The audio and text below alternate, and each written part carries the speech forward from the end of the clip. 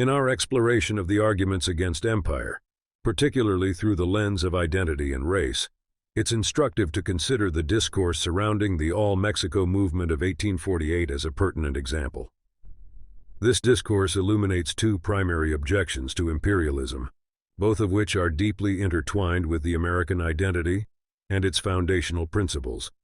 The first argument against empire is rooted in an idealistic vision of what the United States represents.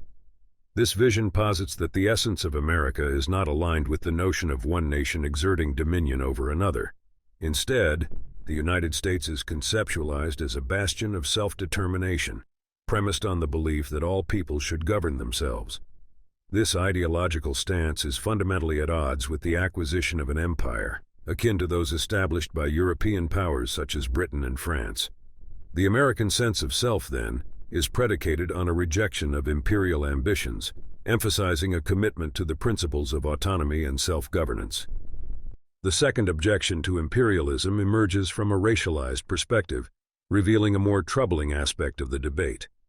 This argument hinges on the belief that incorporating non-white populations into the United States would jeopardize the nation's stability and governance.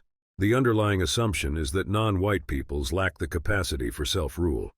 This racially charged rationale was vividly manifested during the Mexican-American War in 1848, when the notion of annexing all of Mexico was vehemently opposed in Congress.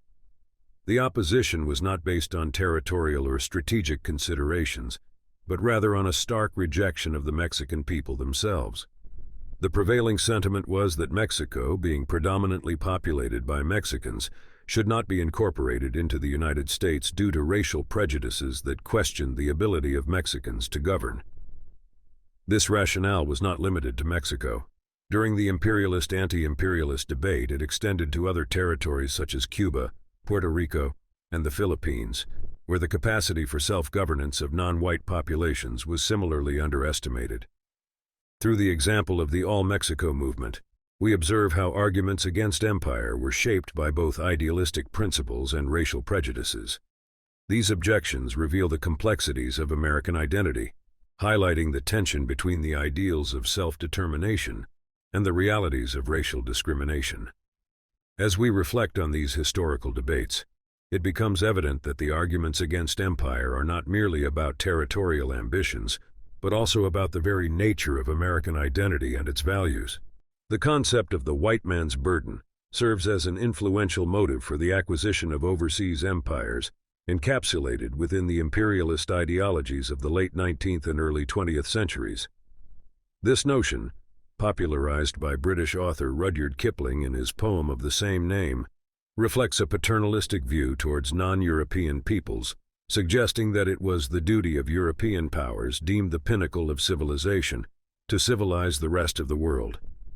Kipling, known for his works like The Jungle Book and staunch imperialist beliefs, argued that despite the exploitative nature of imperialism, it was ultimately beneficial for the colonized, as it purportedly brought them the gifts of Western civilization. This ideology posits that civilization can be measured on a linear scale of progress, with European societies at its zenith. It implies a correlation between race and civilization's level, with whiteness being equated with higher civilization and non-whiteness with a lack thereof. The underlying assumption is that all societies are progressing towards a singular model of civilization, with white European societies leading the way.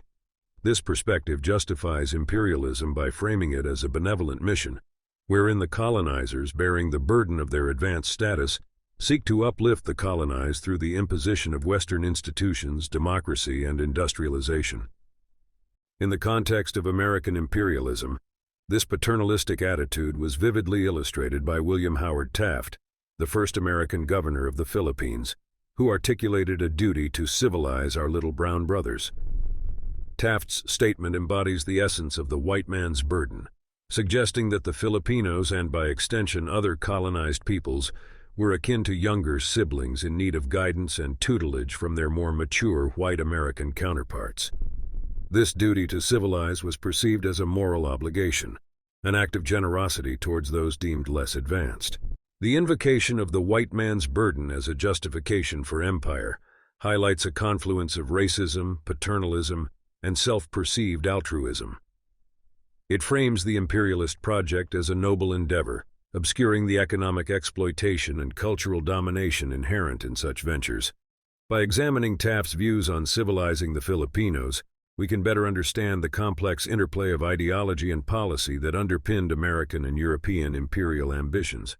This concept, while ostensibly aimed at uplifting the colonized, often served to reinforce hierarchical racial distinctions and justify the continued subjugation and exploitation of non-white peoples under the guise of civilizational progress. Another powerful argument in favor of imperialism was based on the concept of Darwinism, particularly its social adaptation, and its implications for modernization and imperialism. Charles Darwin's theory of natural selection posits that in a changing environment, some species will adapt and thrive, while others will fail to do so and eventually perish. This principle, fundamental to biological evolution, was co-opted into the socio-political domain as social Darwinism, a theory suggesting that similar rules of natural selection apply to social and economic systems. Social Darwinism extends the concept of survival of the fittest to human societies, particularly in the context of economic and industrial transitions. It posits that within the crucible of industrialization, only those individuals and societies capable of adapting to the demands of a modern industrial economy will prosper. Conversely, those who cannot adapt to these new realities are deemed to fall by the wayside, their failure viewed as a natural consequence of their inability to evolve. This Darwinian perspective on societal progress was especially influential in the era of rapid industrialization and imperial expansion.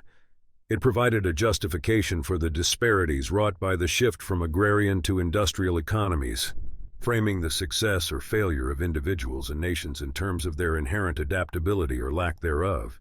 Theodore Roosevelt, among other leaders, was a proponent of applying these principles to the international stage. He argued that the transition from agricultural to industrial societies presented a critical challenge for nations worldwide. In this view, the ability to modernize, to embrace industrialization and its accompanying social and economic changes, became a litmus test for national viability. Countries that succeeded in modernizing were seen as destined to become stronger and assert themselves on the global stage, while those that resisted or failed to modernize were at risk of decline or subjugation.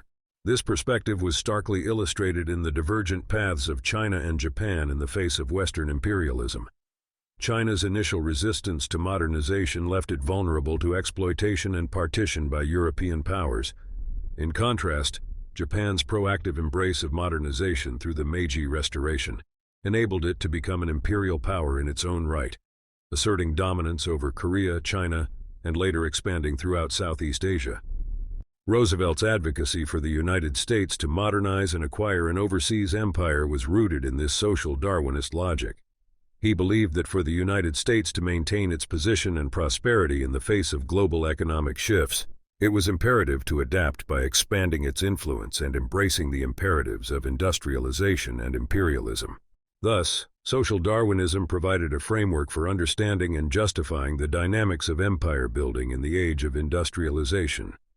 It suggested that imperialism was not merely a matter of political ambition or economic exploitation, but a necessary evolution for nations seeking to thrive in a rapidly changing world. In this segment, we have considered two arguments against imperialism: American ideology and racial superiority, and two in favor: taking up the white man's burden and the Darwinist struggle for national survival in a modernizing world. In the next segment, we will consider a third reason in favor: industrialization, and look at how American imperialism differs fundamentally from other industrial empires. Please proceed to answer the questions in the assignment on Canvas. If you have any questions, you can post them in the open forum discussion or contact the professor using Canvas email.